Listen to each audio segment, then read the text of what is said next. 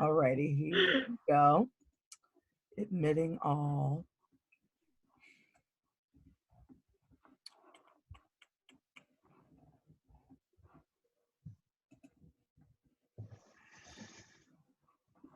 Okay, we have the recording going.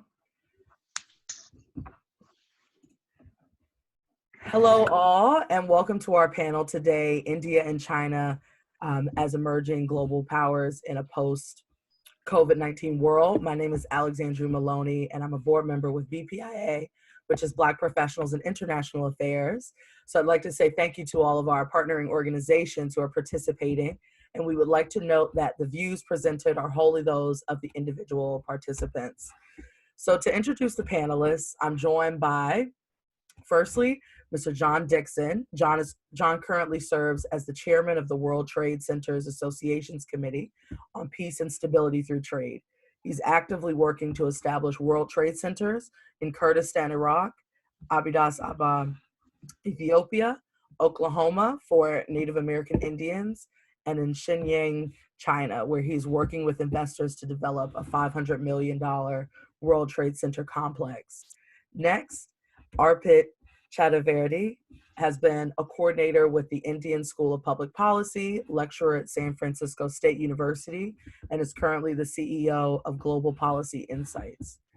Jonathan Cummings is currently serving as a member of the United Nations Steering for the Alliance of NGOs and CSOs for South-South Cooperation. He has had significant professional experience working on political campaigns, international NGOs, and operating within the United Nations space. Jonathan Cummings is originally from Kingston, Jamaica, and is currently based in New York City.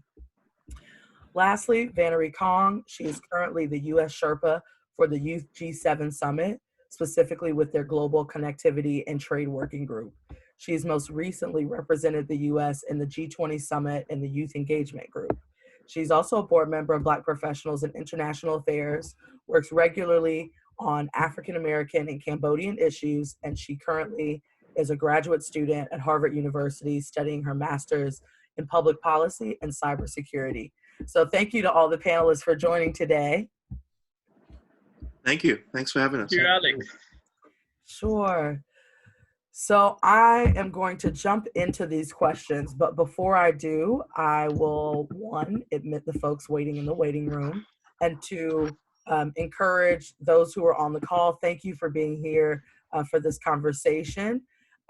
Please feel free to comment any questions that you may have in the chat, and we'll do our best to address those and incorporate them into this conversation. So the first question that I have is in regards to the Indo-Pacific region. So how are countries in this region managing the COVID-19 pandemic, and what threats and opportunities does this create for India and China within the region? So Jonathan, maybe you'd like to start. All right. Thank you. Thank you so much for the introduction. So for the Indo-Pacific region, that term refers to the maritime space starting from the west coast of the United States all the way to the west part of India. So in that region, it encompasses countries such as Australia, Japan, Bangladesh, the Asean nations, which is, the Association of Southeastern Asian Nations. So the Philippines, Thailand, Singapore, and so on and so forth. And management varies, it really varies. So in Singapore, the lockdown restrictions have been eased and some businesses have started operating. In Malaysia, there are about 7,000 cases confirmed, and it's surpassed any ASEAN country with the most recoveries. But then you get to cases such as with India, where it now has ballooned to over 70,000 people in India, people who have the virus. And I honestly think that these numbers aren't completely accurate. And the reason being is because this reflects the amount of people who have been identified to have the virus. The people who have actually come to the hospitals who are sick, people who have been tested. So I don't think these numbers are completely accurate. And what this highlights, to be honest, is that the individual government responses in each country. So I think after this pandemic, individual countries are going to have to take a deep look at themselves and see how they work on delivering services to the people, to the population, and how they respond to different times of crisis. So, to India and China, actually, with threats and opportunities, I think that really depends on your perspective, right? Because this China is using this as an opportunity to advance its foreign policy agenda. That's how I look at it. So just recently, a couple weeks ago, actually, China started reasserting its claims to the South China Sea. Yeah. So China actually named 2 new districts dividing the South China Sea, which included the Farsil Island group near the Vietnam and the Spratly Island groups near the West Philippines. And they've even went so as far as putting some people in charge of it, stating that this is their claim, this is their territory. And so China is starting to advance their foreign policy agenda while the world is distracted with the COVID-19 virus. They're using the US isolationist stance on removing funding or freezing funds to the World Health Organization to advance their interest in multilateral organizations as well. But beyond China, India is actually starting to attract a lot more foreign direct investment. A couple of weeks ago, Facebook invested $5.7 billion in India, making it the single largest investment in India's tech sector. And a couple of days ago, actually, Apple, or a tech group that supplies technology and equipment to Apple, invested 20 billion rupees, which is the equivalent of 278 million USD. So a lot of businesses are looking for alternate places to do work, and India, I believe, is capitalizing on that. They're looking to leave China and move into India. So I see this is a great opportunity for India post-COVID-19 run. Thank you, Jonathan. Arpit, would you like to share your thoughts on how, what threats or opportunities does the current COVID-19 pandemic create for India and China within the region? Sure. Thank you, Alex. Actually, a lot of threats and opportunities because, oftentimes we've seen in the world that global systems generally become stabilized when there is at least one hegemon who is ensuring the security and the world order. Now, we've seen through history that it is during crisis situations that a lot changes during the global world order. And if you look back in the mid 14th, 15th century, we had the bubonic plague, the Black Death, which was spreading across Europe, and that coincidentally is also the time when northwestern Europe was able to gain greater power and greater comparative advantage over the southern states of Italy. And we saw that again over and over again a lot of times. Last time it was during the World Wars when the United States emerged as the global hegemon. And unsurprisingly, China is using this opportunity to emerge as a veritable hegemon. But while doing that, I think, and China, to be honest, it has great opportunity right now. Like Jonathan said, China is reasserting or continuing to assert itself in the South China Sea. At the same time, China is probably the only country in the world which has its supply chains intact, and they are making pretty good use of it. China has opportunities, to continue its policy of building the Silk Route and exercise influence in Africa and Latin America. But at the same time, one thing that I believe that China is not doing enough is appreciating the importance of soft power as a strategic advantage. And that, I believe, is something that becomes an opportunity for countries like India and other countries in the ASEAN region, because, as you would have read, that India has put 2 Navy ships on the beck and call for the world that whoever demands help from India, we're going to give it to any country which is in trouble, including Pakistan and China. India sent a group of doctors to Wuhan. We've been sending hydrochloroquine to the United States, to China, to even Pakistan. So gradually, India is gaining the confidence of the world in exercising its soft power and assuring the world that it is, if it gains more power as a country, then it will create a world order which is peaceful, which is collaborative, and wherein India as a country will emerge as a partner which has good intent and great capabilities. In fact, India, as you'd also see, it has become in the past 2 months the second largest producer of PPE kits in the world. At this stage, we are producing 200,000 kits per day.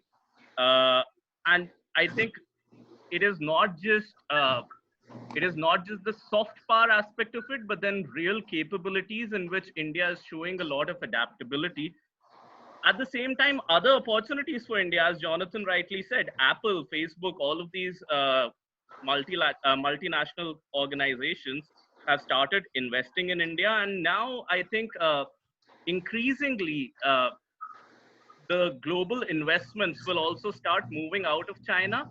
And at any rate, they're at least not going to increase in China at the rate at which they were increasing earlier.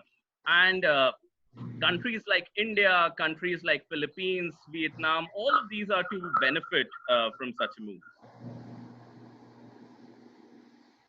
Thank you, Arpit, for sharing that. John Dixon, did you have any thoughts on what threats and opportunities that the COVID-19 pandemic is creating for India and China within the region? Thank you, Alexandria. First of all, I'd like everybody to recognize that my participation on this panel is for generational diversity. I visited the first time I went to China and also to India was 1982. I was doing a study of architecture in holy lands around the world, and it's how it is the language and voice of these different religious and cultural traditions. And in India, it was very rich and lively and remarkable. I was in Varanasi and Mumbai and Alora and Ajanta and everywhere there was a really vibrant faith and connection of the people, regardless of traditions, and very, very many different ones there. And China, it was all museums. When we visited temples in China, they were, even in 1982, they were museums. And it's because of the system that the country operates under. And that the pandemic has brought an attention, I think, to that system, that the Communist Party is really problematic. It's been hard to see that because we just see the development of these. I was so excited for the private sector there that could have an impact and change the leadership. I chaired the China Society in Washington, D.C. for many years, which purpose was to create mutual understanding and respect between China and the U.S. and the West. And it seemed like things were trending very well, that the strategy was good. But actually, the pandemic has really brought out the man behind the curtain, and I think people can see how destructive that is. So India has always been a remarkable country in the world, actually, on the world stage. And it's like the girl that everybody wants to date, and she won't commit to anyone. She'll never be anybody's girlfriend. But she's always there and willing to go to dinner and go out and have drinks. So for India, already, I think last fall, there were 200 companies planning to move from American companies moved from China to India. I think now there's an urgent need to diversify the supply chain. 90% of U.S. pharmaceuticals are manufactured in China. This become a huge security risk. So, anyway, again, I'm here not as a economist or scholar. I'm just to be the old guy on the panel, and I really appreciate all these smart young people, and listen to them. And I hope that one thing I always last point. Oh, never mind. That's good. Thank you. Are you sure, John? Yeah, because I will talk all morning. Okay. That's enough for me. Thank you. John, he's being very modest, everyone. so much humility. So Vannery, do you have any comments on opportunities that from this COVID-19 pandemic specific to India and China within the region? So yes, I do have a few. I don't know how to follow up after John. That was, I really appreciate your insight, and as well as Jonathan and Arpit. But there's two countries in particular that I'm going to focus on, and that's Brunei and Cambodia as far as the ASEAN region. So as a background, my mother's actually a refugee from Cambodia. So I do have a lot of personal interests as far as economic development from the Khmer Rouge War. So obviously Brunei is going to be holding the chair for ASEAN in 2021.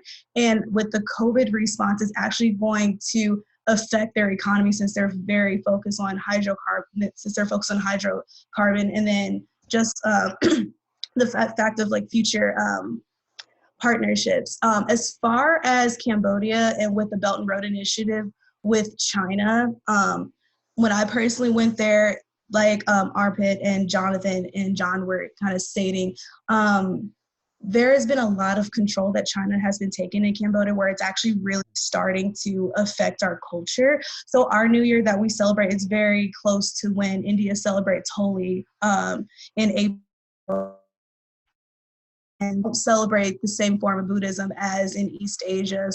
So there.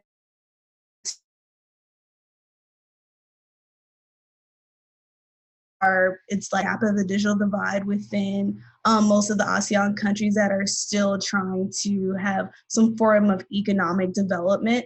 It's basically an international form of gentrification, in my opinion. It's harder for locals to find job opportunities.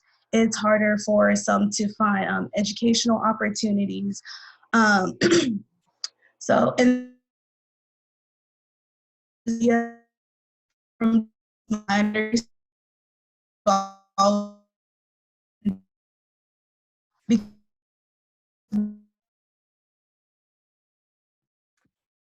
Vannery, I'm not sure. Very close relations. Vannery, I'm not sure if you can hear me, but we're getting some feedback issues from the internet's kind of going in and out. I'm just giving you a heads up.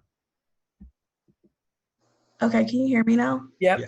You sound good now. Okay, sorry about that.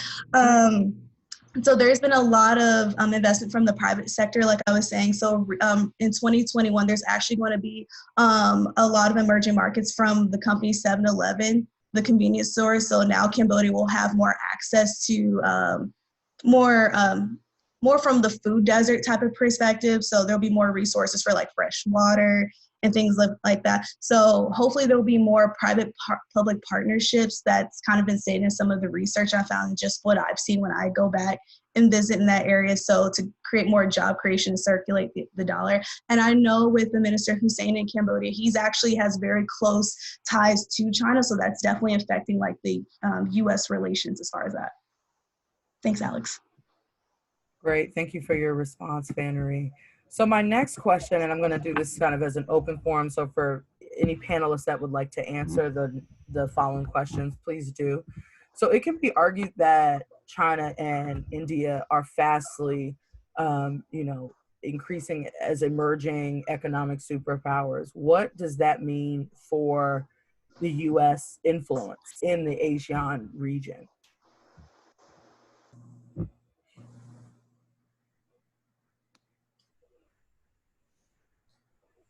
Go ahead. Okay, I guess I believe that as time goes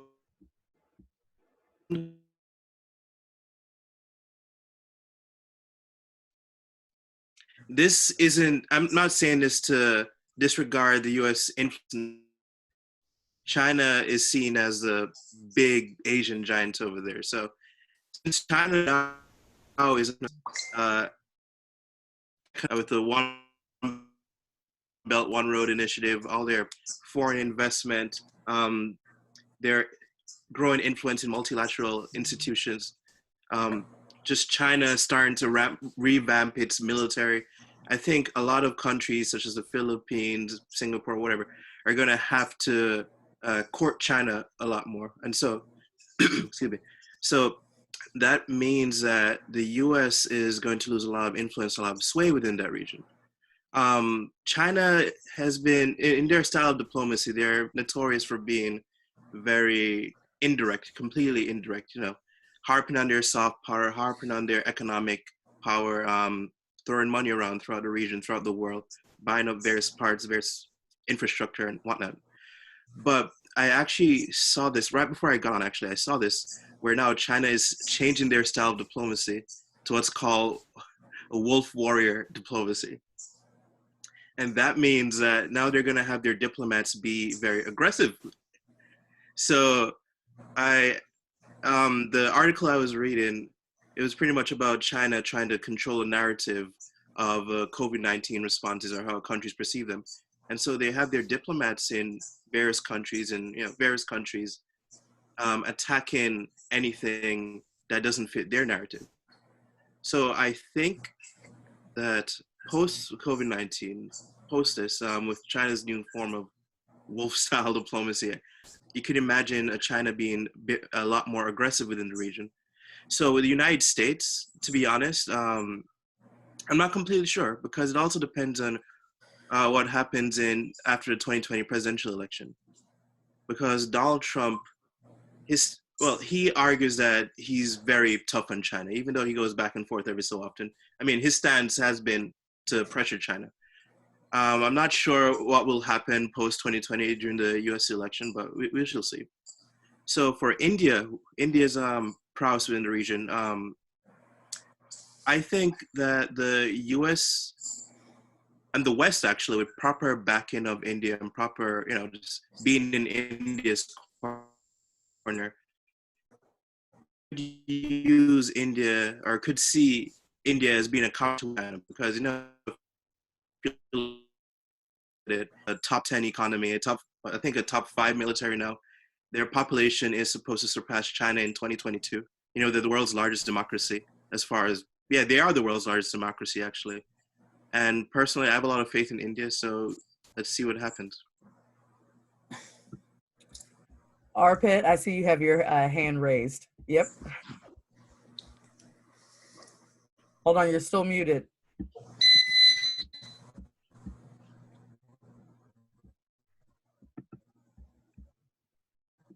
Arpit.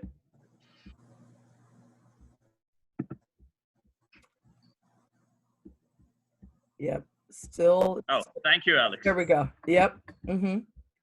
All right. I think US has a huge role to play over here because I think US can really tip the balance and define what direction the world takes from now on. Because even now, US is the largest military power in the world, followed by China and then India. India is the third largest military power in the world right now.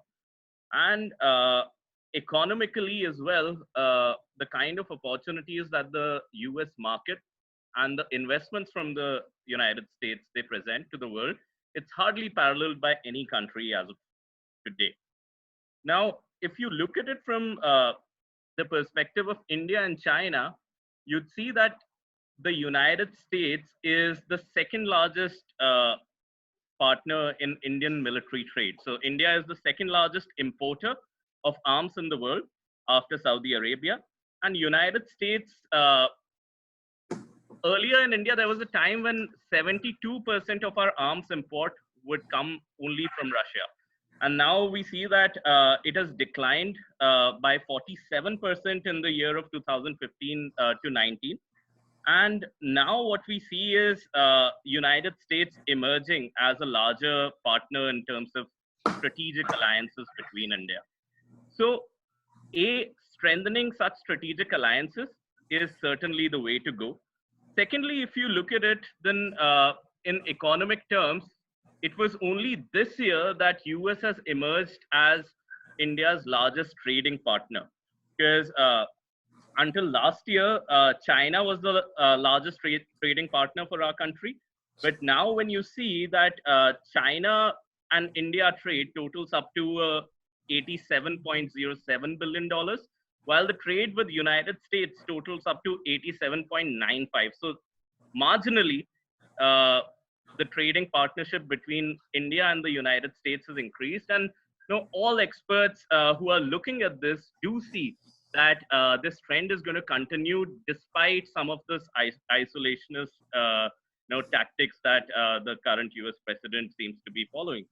But I think things that the United States could do more of, again, on the security side, I'd come back to the South China Sea, because you see, from India's perspective, 55% of the Indian trade goes through South China Sea, and a third of global trade goes into South China Sea. And when we see United States just coming with, 2 ships every now and then, as a minister in Singapore commented a few days back, that the United States has to be more assertive over there and show its presence that gives sufficient confidence to other countries in the ASEAN region as well as South Asia that our interests in the South China Sea will see a strong partner in the United States.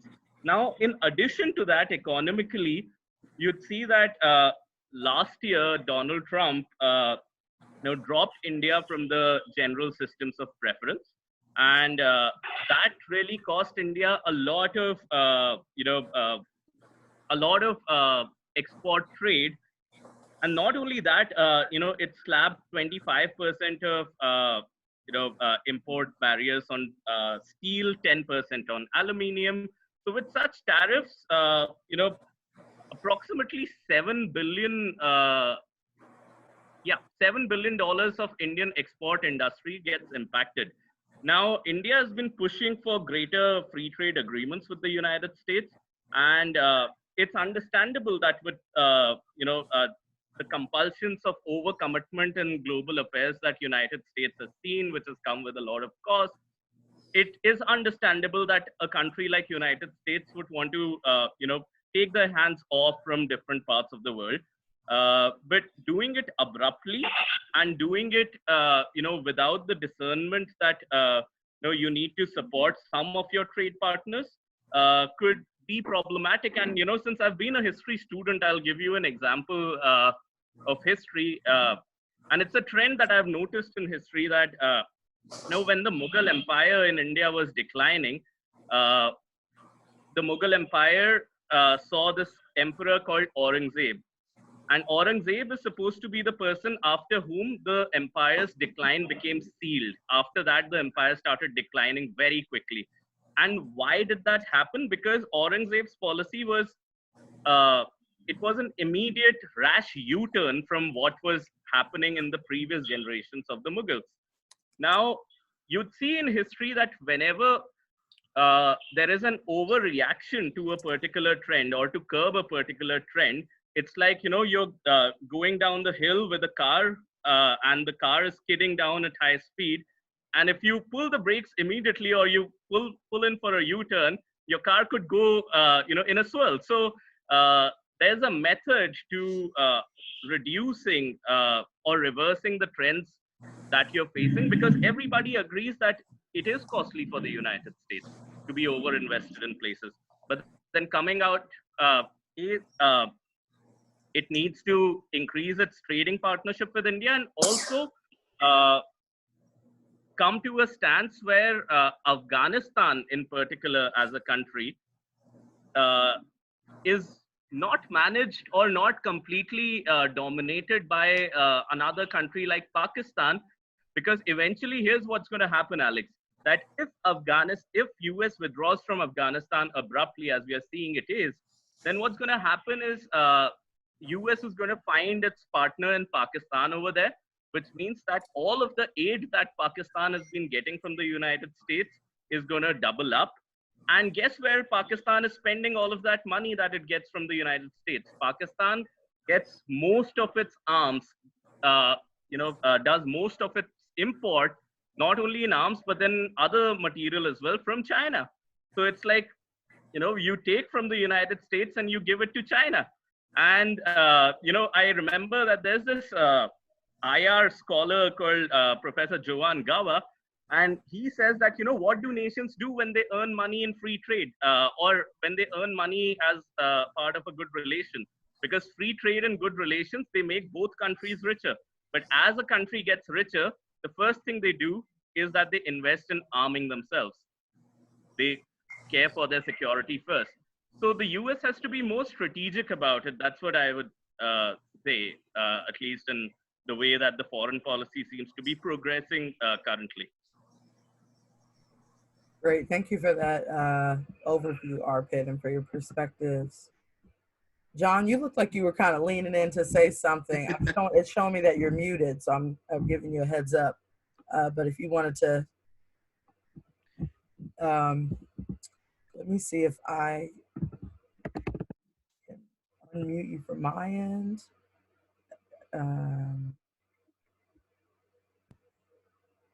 It's showing me that. There, yes. There we go. Okay. Okay. Yeah, Alexandra, we can't unmute ourselves, so you have to unmute us, I think. Oh, okay. Okay.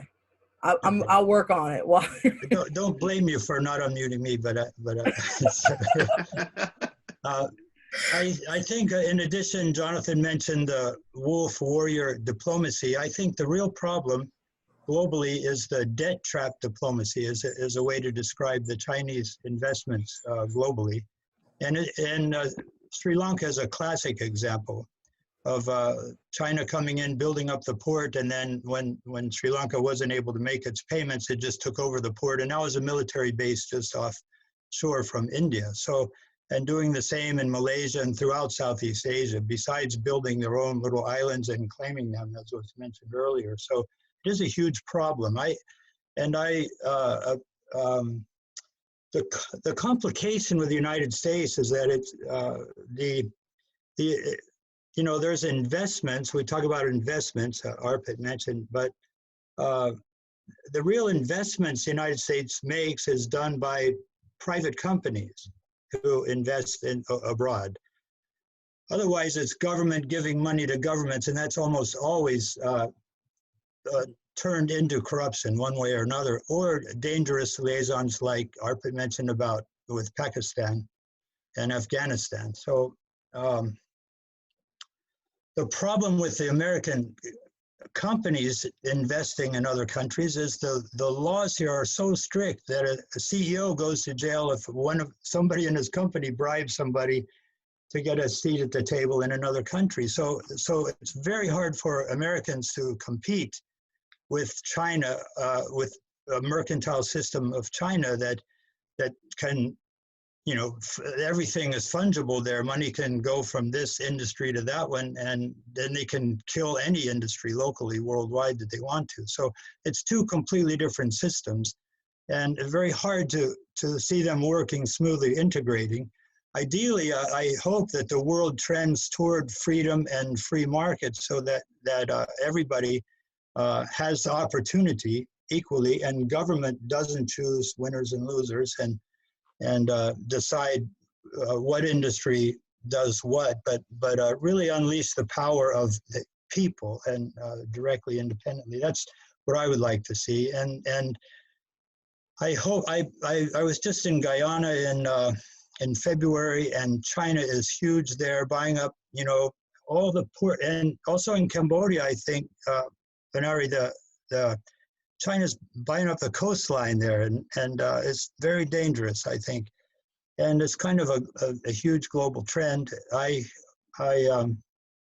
India, thank goodness for India, because I think that is and this is the best opportunity ever for India as China becomes a real bad boy and becomes visibly so. India is a most important partner. Russia is almost irrelevant now. Their economy is the size of France, and they really are vulnerable because of the oil dependence on oil and their own economy makes them very weak. So Russia really doesn't matter anymore. In the old days, that was why India was really critical. But now China's become this really remarkable force, and I think more than ever, India is absolutely critical globally. Thank you. Thank you, John, for the points that you made. Vannery, China and India in respect to the U.S. influence within the Asean community. Okay. If you have, yes, thank you. Mm-hmm. I have a couple of points that I want to highlight. So I want to piggyback off of what Jonathan Cummins stated as far as with security issues, as far as the United States. There is a couple of military bases that are very close to the ASEAN region. So the Diego Garcia Islands, which is under the British, which is one of the British territories, we actually have a contract with the British Parliament as a military base there to kind of serve as a security issue. So there needs to be more utilization from the security preference from the Diego Garcia Islands, as well as the other U.S. territories in the Pacific region from American Samoa and Guam.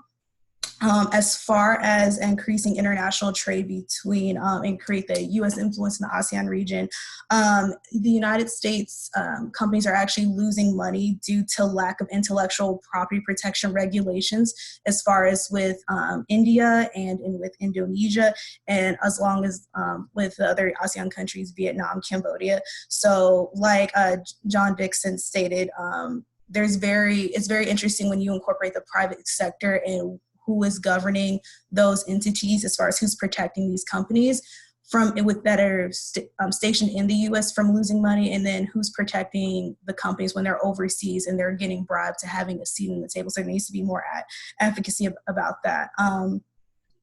And so as far as with the ASEAN, there's been an emphasis on trying to figure out how do we provide developing nations with the technology to provide cyber protection to these companies so they can keep their companies regulated, so countries like China doesn't replicate, making money off of the US-based intellectual property protections. Jumping over into the private sector, in order for the United States to keep their influence, there definitely still needs to be a continuation of investments from the private sector. So just a couple of legislations and initiatives that the U.S. government has is the BUILD Act, which facilitates the participation of private sector capital and skills and job skill sets for the economy for low developing and middle economies. The Asia Edge, which is another effort to grow sustainable and secure energy markets throughout the Indo-Pacific. The Blue Dot Network is participants from both the private, public, and civil society sectors, which is building financial infrastructure, and also more the coalition between the United States, Japan, and Australia to kind of help create engagement to utilize Australia more as their influence because they are so close. Thank you, Vannery. So I'm also realizing, and I've been trying to figure out how to incorporate it, but I haven't, getting the chat function working for Zoom. So if you do have a question for any participants, what you're going to have to do is raise your hand, and I will unmute you so that you can ask your question. So we have one participant who I'm going to unmute and allow you to ask that question. So we'll take a few questions from the audience, and then we'll end with some concluding thoughts, if that's okay with all the panelists. So we have this gentleman here who I will unmute, Mr. Abdurrahib Daz. I believe that you are unmuted now to be able to ask your question.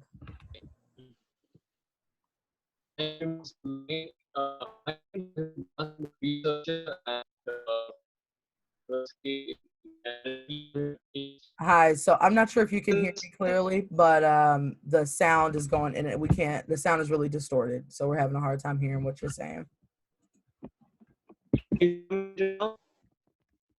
No, not clear. I can like slightly hear it, but it's still pretty disrupted that we can't hear the question clearly. Okay, so I think he's logged off and logged back on, but I'm going to go ahead to the next question that I had here, and we'll try it again in the future. If there's someone with a question, to try to raise your hand, and we'll let you ask it. So my next question is: imagine a world where India is fully recognized as a superpower. What would that look like in regards to geopolitical relations? And again, I'll leave that open to anyone who wants to answer. I see Arpit kind of leaning in, ready to ready to respond here. So let me unmute you. Thank you, Alex.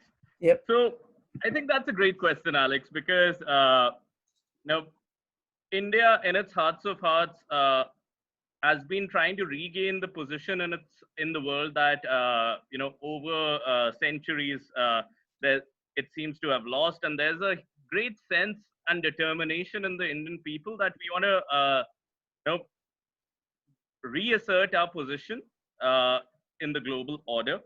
Now, how would the world look like if India is able to reassert itself? I mean, this is one thing that I keep telling my friends. My roommate at Cornell was from Costa Rica, and Jonathan, and you would know him, Ron. And Ron and I, we used to have a lot of conversation about how Costa Rica exists as a state. It exists as a state with a number of values. It believes in the free market. It believes in peace and harmony, and it believes in that whole cultural value, what they call pura vida, or pure life. And sometimes I feel that if India was India in its completely realized self would believe in something like pura vida.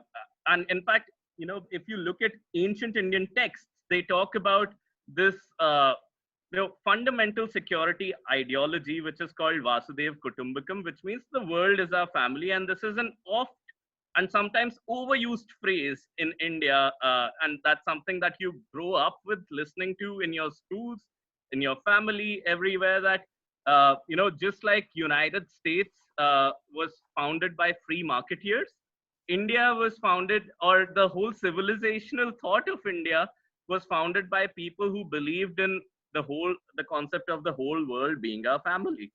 So a completely, India, if it were to completely realize itself, would be a country which believes in the dignity of all other countries, because we as a nation, we've seen how bad it could be once a country is subjugated by another. And it would believe in the whole ideal of a leadership where other countries, even if they are not fundamentally bought into the idea of the world that we have, also have a chance to grow. And a country like India already shows that when we reach out to a country like Pakistan, or when we reach out to a country like China, even in these critical times, when people in India are in equal, and if not more, in need of medical assistance, we are still offering open help, and indeed going and helping out other countries, even if they have been India's critique traditionally.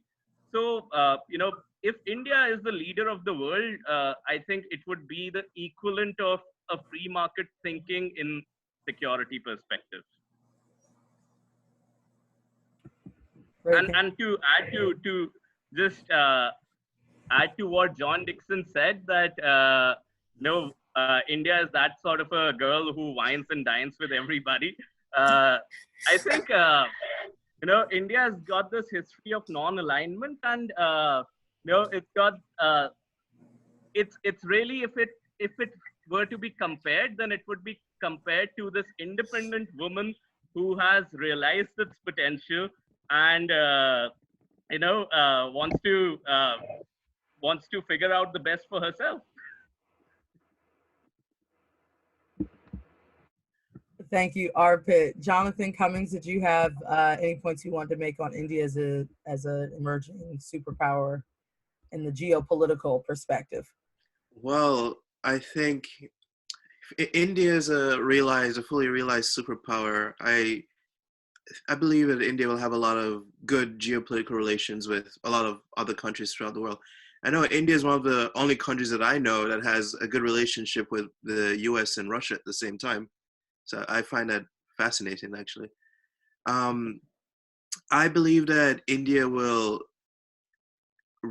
ramp up its commitments to multilateralism and aid and diplomacy. And I know they've actually been very, very proactive with that.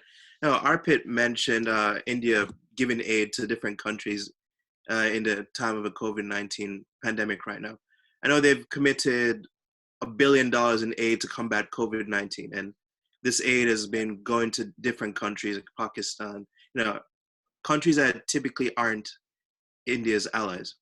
And in the United Nations space, India has served as a member of the Security Council 14 times, actually. And people even talked about trying to make them a permanent member, which I think be very interesting, actually.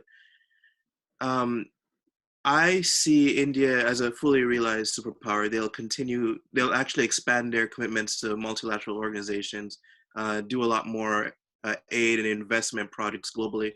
Right now, they're the second largest Asian investor in Africa. Now, beyond China, they invest a lot within Africa. And India's economy is supposed to be the second largest economy by 2030, right? Surpassing United States, actually. By 2050, the ranking should be China, India, the United States, and Indonesia, I believe. But that's just projected right now. So India is a fully realized power. I see good geopolitical relations with a lot of other countries, an increase in investment and an increase in aid to multilateral organizations and development projects globally. So. Great, thank you, Jonathan. So I'm going to attempt to unmute one person who has raised their hand, Jasmine. Let me see now. It says you're unmuted. So if you could try asking your question. Hi, can you hear me? Yes. Firstly, thank you very much to the panelists for a fantastic brief on India and China as emerging powers. I think it's been very enlightening. Just as a little bit of background, I'm actually a student at the London School of Economics in international relations. So of course, everything that you mentioned today is very, very relatable. My question is, what are the challenges that India would likely face with China? In the last few days, we've seen some tensions at the Sino-India border, but could there be a possibility for a wider military escalation? And of course, with a certain level of intrusion with Pakistan, all of this in the light of trade and economic developments that would take place in India. In terms of supply chain shifting, in terms of stronger defense agreements between India and US, and also India's role in the Quad. Great, thank you for your question, Jasmine. Would anyone like to start with a response on that?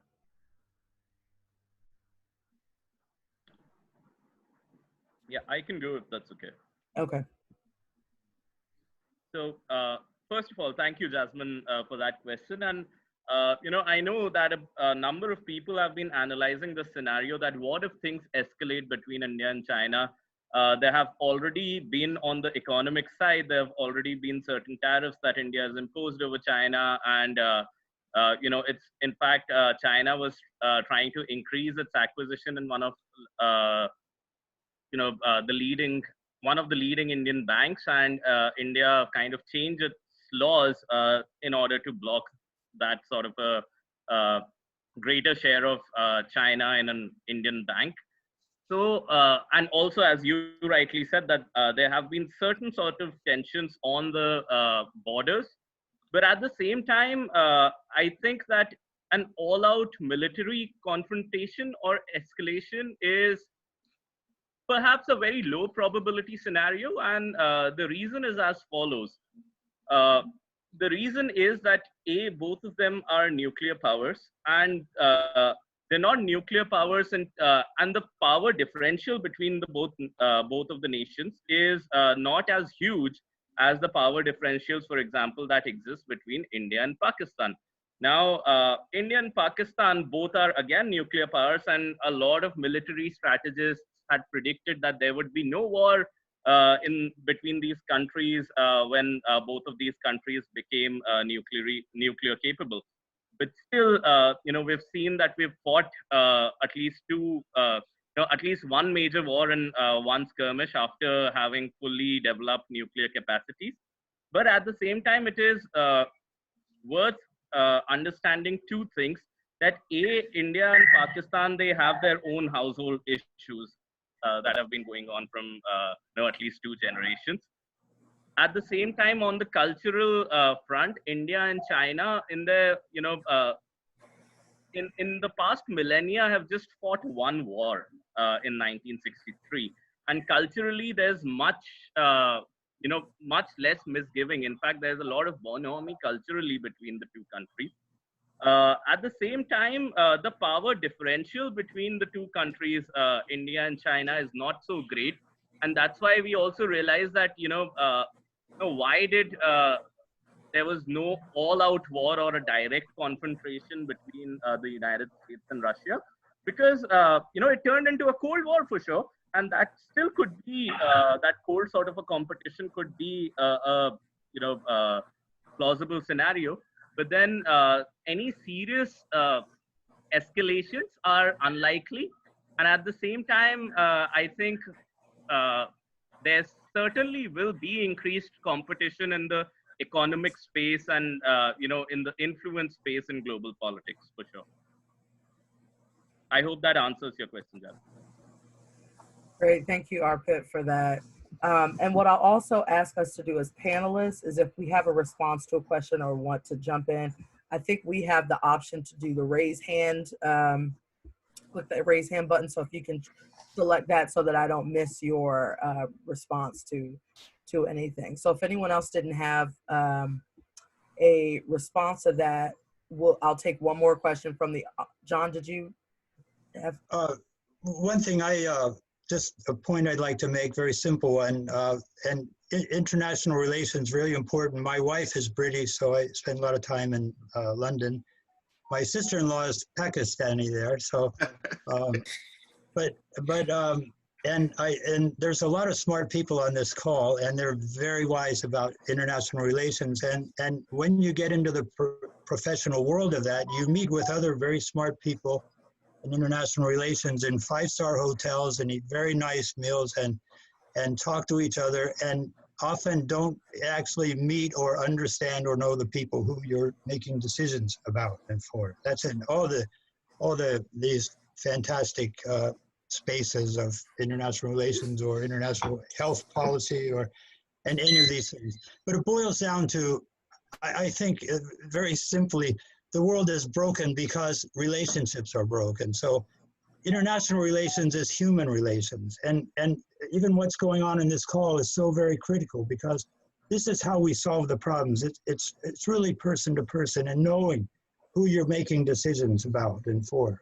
So I always encourage folks like yourselves, brilliant young people, to, I work with Indigenous Americans and Native American communities who, by the way, are happy that Columbus wasn't looking for Turkey. You figure that out later, but so that, sorry. The chiefs and almost all these tribes, there's more than 500 tribes in the United States. They all have different cultures, different language. But they all say that the journey from here to here is the longest journey. That down here is where we're, if you can see, this is where we're all connected to each other. Up here is where we're really different. And unfortunately, most of education is just about up here, and we ignore down here. So this is where the solution is, down here. This is where our connection is. And Arpit, I'm really happy to hear you explain Vasudhaiva Kutumbakam, right. Yeah. You got that right. Well, okay, but I didn't know that it really was that ubiquitous in India. I thought it was something that in the old days people might have mentioned, but this idea that the world, we are one family, I think is a core principle that can fix all these problems. There's not any difference between people on any level in any way. They're all the same heart, same spirit, and we want the same for ourselves and our families. So I'm real happy to hear you say it, and very happy to know that actually people grow up with that. And it is easy to take for granted things like that. But that's the key, and that if India holds true to that guiding principle, then India, I hope, become a powerful superpower, and because that's a vision that just liberates people and empowers people, doesn't diminish them. So I really hope that I'd love to see that happen. Sorry for that long explanation. No, don't apologize. Thank you. You guys are awesome here, by the way. Thank you for that. So we're going to take one more question from the audience, and then I'm going to let each panelist give their concluding thoughts. So we're going to go to, it says Dr. Daniel, team 54. So I believe I've unmuted you. If you're able to answer, it says that you're unmuted, so. Thank you. Thank you so much for having me. I want to frame the question like this.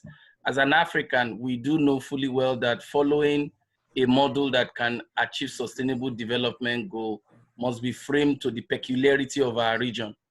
I believe that India has been able to harness that ability. So the question should be this: what does our panelists, what do you people have as an advice? What did India do right? Because the COVID has happened, but we know before now, India and China has already achieved the level. Now that every other advanced nation is struggling, what did China get right in the last 4 or 5 years before COVID took place? That is what every African nation needs to modify. Are there things in your observation level, what you've seen in tech, education, capacity to lead people, are there something that you've seen in the last 2-3 years so that when we have a COVID time like this, the economy is still buoyant to generate stimulus package, to revamp, and even reduce the number of cases that they have? Great. Thank you so much for that question. And what I'm going to ask the panelists to do is, if you're open to addressing that question, then please do. But because we're coming up on 10:30, if you could go ahead and include your concluding thoughts in your response, and I'll start off with Jonathan Cummings. Oh, so I'm just thinking about how China runs its government and its economy. China is very, as we all know, has an authoritarian regime. But the one thing, so I've done this where I've actually just watched a whole bunch of movies and things on Netflix about Chinese history and everything. And one thing, my father and I talk about this, with China, when they make a plan, they stick to it. It doesn't matter if it's like 1,000 years or 100 years, they stick to the plan. So they're incredibly disciplined. I mean, regardless of what we have to say, I mean, they are incredibly disciplined when it comes to making a plan. So in regards to the continent of Africa and the various countries in Africa, Africa is has some of the youngest populations throughout the world. You know, like Nigeria has the largest economy in Africa, and it's a power center. And what I think that a continent needs to do, or the various countries need to do, is that they need to tap into their young people, their young population. They need to bring up an array of diversity of different ideas, diversify their economy, do more advancements in technology and whatnot, and they need the proper government support, and they need proper government support to be behind it. So I know my time is short, so I'll go to the next person. Great, thank you, Jonathan. We'll go to Vannery Kong next. Okay, so as far as the Asean and the African Union, I know one of my friends that works for the African Congress. She's actually, shared with me about how they're actually working on documentation to creating a stronger union between the two blocs to create more incentives for getting members from those countries and within those blocs into STEM fields to provide that type of technology and to get people that live in those countries to get jobs to compete in the global markets. As far as India being a superpower, I know that with COVID-19, it has affected the signing of the Regional Comprehensive Economic Partnership. And the fact, so Australia and Japan are actually trying to renegotiate with India to join the RCEP to sign it. So basically create that power balance within China. And then to go back to your question, as far as what China has done, right? The infrastructure building on one hand is beautiful, but people can't afford to live in the apartments because they can't get jobs and they can't go to school. So there's only so much that you can do with that. But as far as India's investments in development, as far as keeping the historical context of like the Angkor Wat temple, I think that's also something that's been done right. And just to create that that partnership in between the public and private sectors. So that's pretty much what I've seen. Great. Thank you so much, Bannery. John Dixon. Daniel, good to see you. I don't think I've ever gone into the United Nations headquarters without bumping into this guy. He's a tremendous, famous troublemaker in the United Nations. But Daniel, you should ask the Nigerians in Guangzhou about China's response to COVID. I think it's one thing the world hardly knows about it because there's no transparency in China.